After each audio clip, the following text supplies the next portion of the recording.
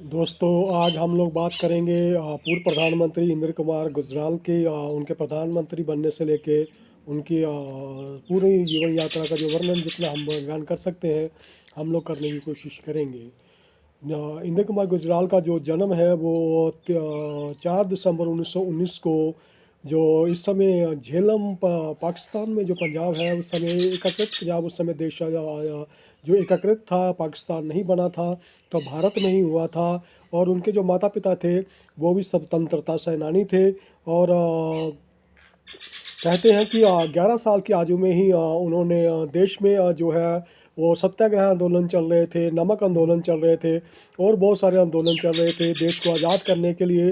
तो 11 वर्ष की आयु में ही जो इंदिरा कुमार गुजराल है वो अपने हम उम्र साथियों को जो है वो देशभक्ति का पाठ पढ़ाते थे और उनको अंग्रेज़ों के खिलाफ किस तरीके से लड़ना है इस चीज़ को सिखाते थे। और इस वजह से उनको जो है पुलिस ने उठा लिया था और उनकी बहुत ही बेरहमी के साथ उनकी पिटाई करी गई थी। और इस बात का प्रभाव जो है ताउम्र जो है इंदिरा कुमार गुजराल के जीवन के ऊपर रहा। और इंदिरा कुमार गुजराल जो है उनको जो है देश का प्रधानमंत्री जो है 21 अप्रैल 1997 को बनाया गया था। और 19 मार्च 1998 तक जो है वो देश के 12वें प्रधानमंत्री के रूप में उन्होंने काम करा। इसके अलावा उन्होंने सूचना एवं प्रसारण प्रसारण मंत्रालय में इंदिरा गांधी के साथ काम करा। और उसके अलावा उन्होंने जो पूर्व प्रधानमंत्री वीपी सिंह और एच डी देवेगौड़ा और चंद्रशेखर की सरकार में जो है उन्होंने विदेश मंत्री के रूप में भी काम करा। और उनके जीवन का जो सबसे हाई पॉइंट था 1990 में, जब खाड़ी युद्ध शुरू हो चुका था, इराक ने जो है वो कुवैत के ऊपर हमला कर दिया था। तो उस समय जो है इराक और कुवैत में जो है वो 1,70,000 से ज़्यादा भारतीय रहते थे और उनको निकालना एक बहुत बड़ी मुश्किल हो गई थी। और उस समय विदेश मंत्री रहते हुए उन्होंने इराक की यात्रा करी और इराक की यात्रा करने का नतीजा ये हुआ कि जो सद्दाम हुसैन के साथ जो है उन्होंने वो गले लगे। और वो उस समय की जो फोटो है, उस समय की जो न्यूज़पेपर था, इंटरनेशनल मीडिया भी जो था, सभी ने जो है इंदिरा कुमार गुजराल की इस कूटनीति को की जो है आलोचना करी कि एक विदेश मंत्री होकर वो जो देश कुवैत के ऊपर हमला कर रहा है वो उनके साथ इस तरीके से कर रहे हैं।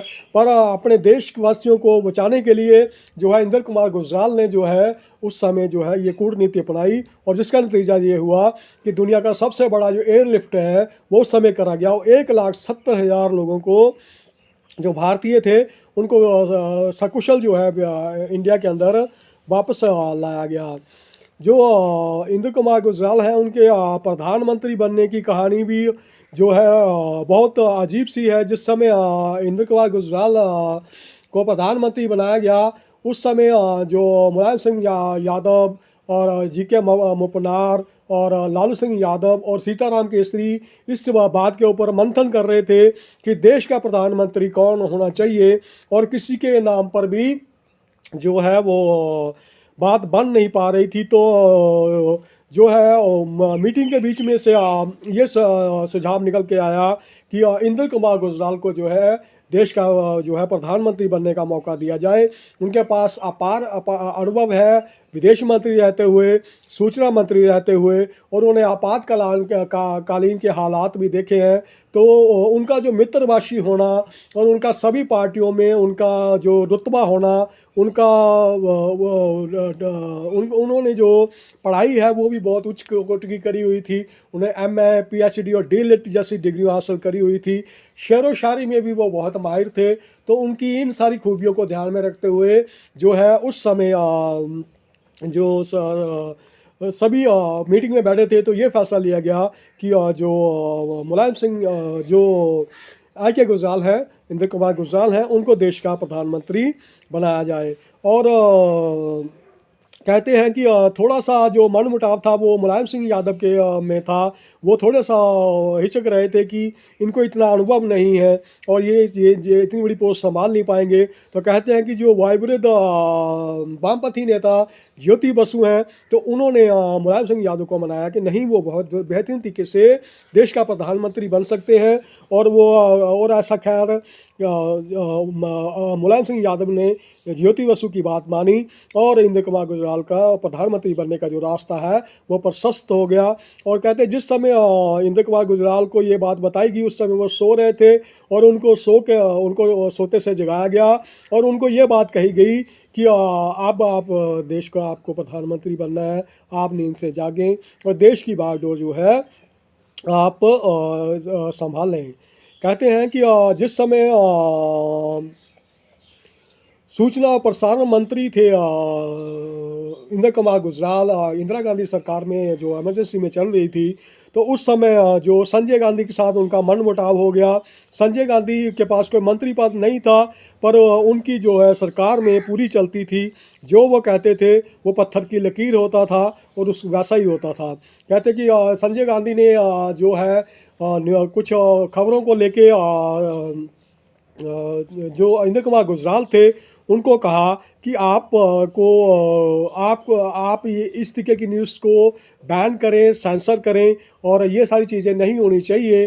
तो जो इंद्र कुमार गुजराल है उन्होंने ये बात मानने से इनकार कर दी थी और अगले दिन जो है इस वजह से जो है इंद्र कुमार गुजराल को अपना मंत्री पद गंवाना पड़ा और उनको फिर जो है प्लानिंग कमीशन में भेज दिया गया।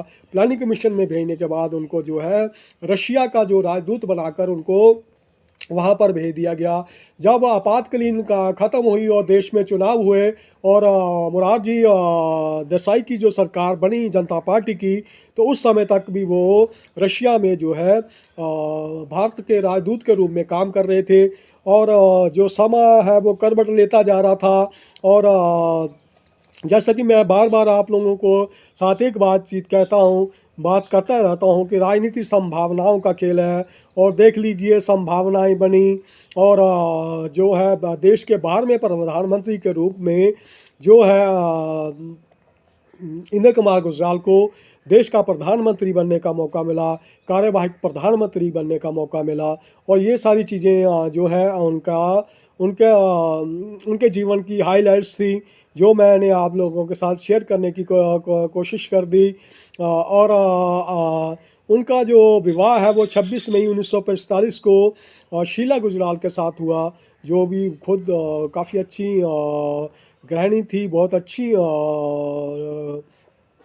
उन्होंने उनके जीवन में बहुत ज़्यादा प्रभाव था उनके जीवन में। जो पत्नी जो किसी की भी पत्नी होती है उसको पता होता है कि उसका हस्बैंड किस तरीके का है और उसको क्या क्या ज़रूरतें हैं। वो अपने हस्बैंड की ज़रूरतों का पूर्ण ख्याल रखती थी और जो 30 नवंबर 2012 को जो है उन्होंने आखिरी सांसें ली। उससे पहले वो काफ़ी लंबी बीमारी में चले गए थे। इस तरीके से एक बहुत ही होनहार शख्स, देश का प्रधानमंत्री, देश का विदेश मंत्री, जिसने गुजराल डॉक्ट्रिन की नींव रखी थी, वो इस जहां को छोड़ के चला गया। हम लोगों को साथ बहुत सारी अपनी यादें छोड़ के चला गया। आज भी लोग जो हैं उनको उनके किए हुए 1,70,000 जो भारतीय हैं उनको इराक युद्ध में से सकुशल वापस लाने के लिए याद करते हैं। आपका दोस्त दिग्दर्शन।